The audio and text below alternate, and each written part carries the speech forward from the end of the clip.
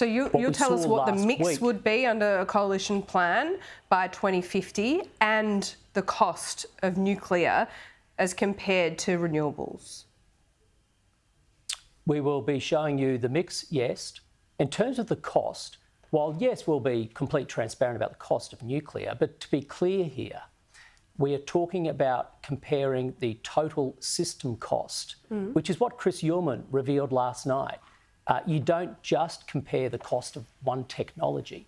It's about how the whole system delivers a price on your power bill at home or for businesses on their power bills. Yeah.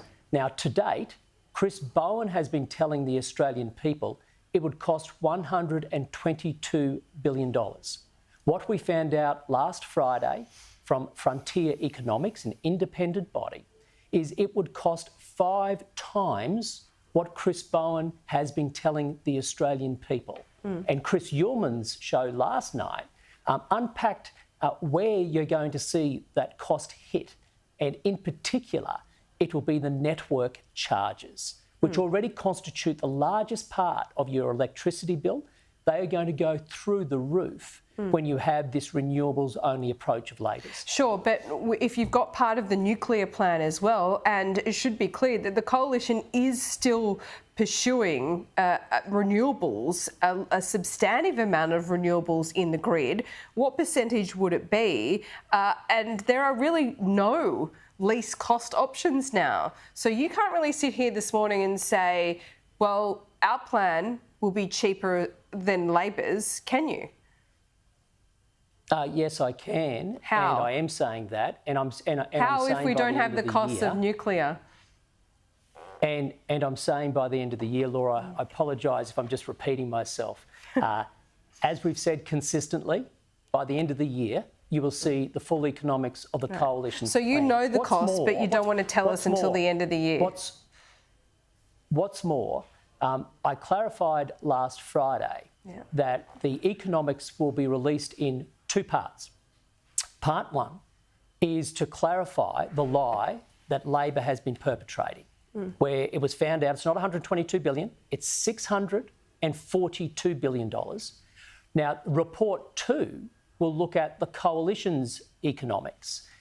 That report is now being finalised, and you won't have to wait long because the end of the year is near, and we will deliver as we have promised. And what you will see is it will certainly be a cheaper grid under the coalition, because we've learned from overseas. We've seen it right across the world. Labor is trying to go all renewables, not an economy in the world, no advanced economy in the world is trying to even do what Labor's trying to do, because it doesn't work, because the costs are extraordinary, which is why we are seeing households having the highest degree of hardship arrangements with retailers ever in our history. Over 600 families every single week are signing up to hardship arrangements for their electricity because they can't pay for it, Laura.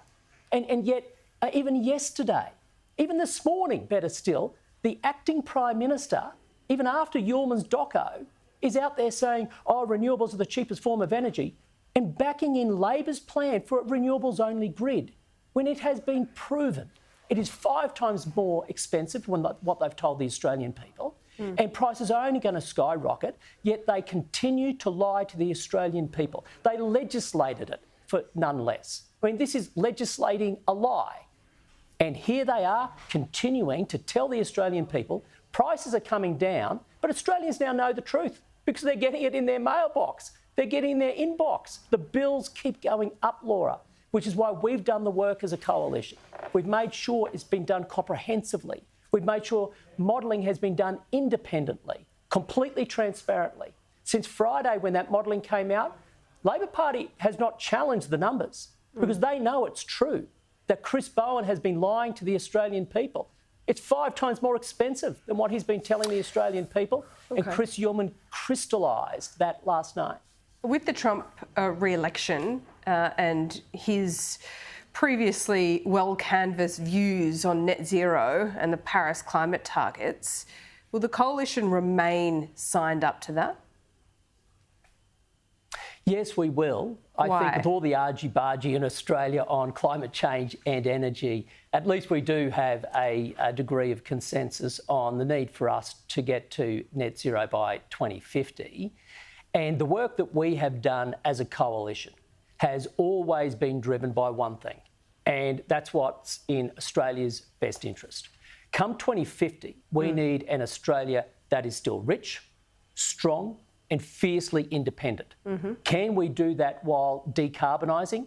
Yes, we can, but it requires a balanced energy mix.